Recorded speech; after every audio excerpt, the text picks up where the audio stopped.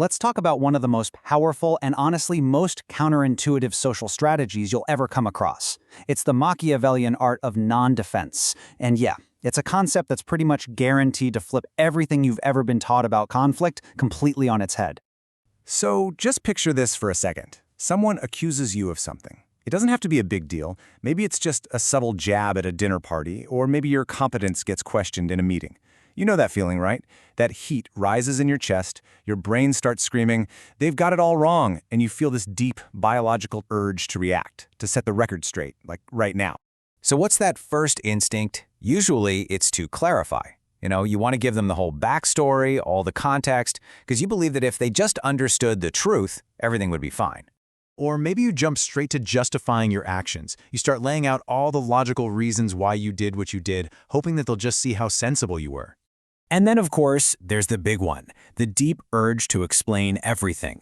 You walk them through your entire thought process, step by step, because in your mind, understanding is the key to resolution. But what if I told you that the very moment you do any of those things, clarify, justify, or explain, you've already lost? This right here is what we call the justification trap. Why? Why is it a trap? Well, because defending yourself is, on a deep subconscious level, an act of submission. It's a signal. You're basically telling the other person that you accept their authority to be your judge, your jury, and maybe even your executioner. As Machiavelli knew all too well, power isn't about who's right or wrong. It's about who controls the interaction. And this brings us to a really key concept, the power frame. See, every conversation has one. It's the unspoken context, the rules of the game. When you start defending yourself, you're not in your frame anymore. You've jumped right into theirs, and you've accepted the role they gave you, the accused, standing trial in their courtroom. So why on earth do we all do this? Well, it's conditioning, and it starts way back in childhood. Think about it. When you were 5, explaining yourself to your parents was a survival tactic to avoid getting in trouble. At 10, you justified things to teachers to seem like a good kid. By 20, you were defending your choices to fit in with your friends. The problem is, our brains never really outgrew it.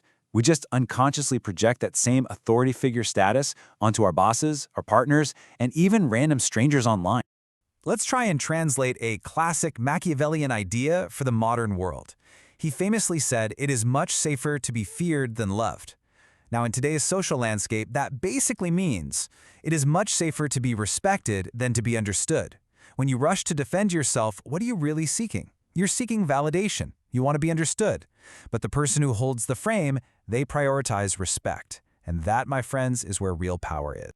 Okay, so this all sounds great in theory, but how do we actually break the cycle?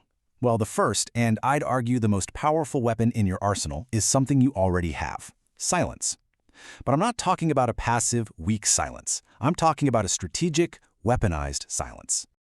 Let's go back to our scenario. Someone hits you with that line. You are being incredibly selfish right now. Oof. The old you would immediately leap to your own defense, right? You list all the times you've been selfless.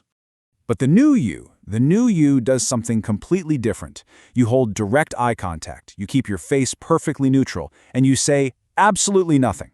Just let that silence hang in the air for 3, 4, even 5 seconds. What this does is create a massive psychological void. And guess what? The person who created all that tension will feel an overwhelming need to fill it themselves.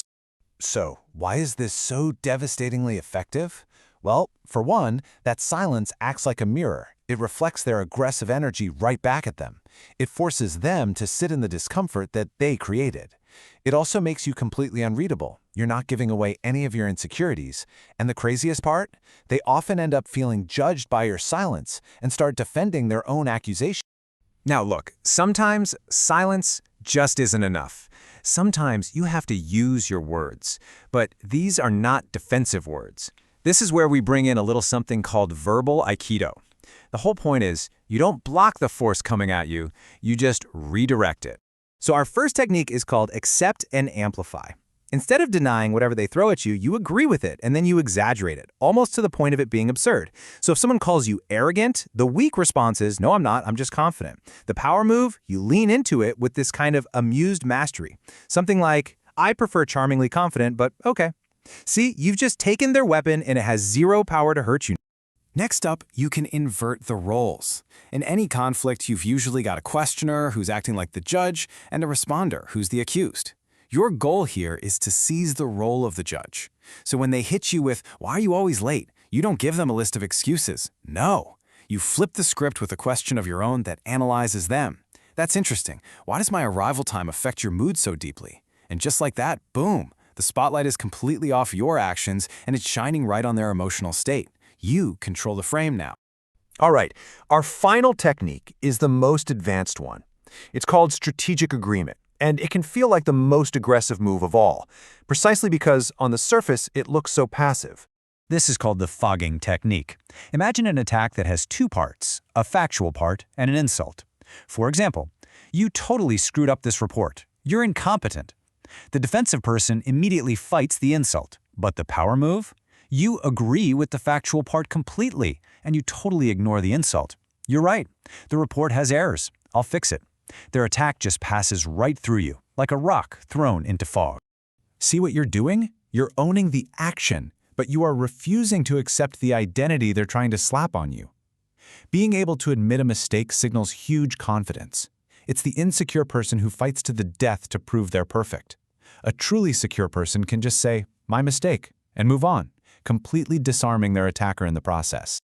So, to really get this into your system, here is a simple challenge for you. For the next 7 days, I want you to play the no defense game. That means you are forbidden from explaining, justifying, or clarifying yourself. If you're late, you just state the fact, "I am late." No reasons. If you make a mistake, you own it. "I made a mistake." No excuses. And if someone misunderstands you, you just let them. The hardest part is going to be sitting with that initial discomfort. Just do it and observe what happens to the dynamics around you. What you're going to find is that you stop leaking all this psychological energy. You stop being a puppet, just reacting every time someone pulls on your strings. You're no longer that little kid seeking approval. Instead, you start to step into the role of a sovereign in complete and total control of your own frame. And that leaves us with one final, and I think pretty provocative question to think about. In your own daily life, in all the conflicts, both big and small, who are you giving permission to be your judge?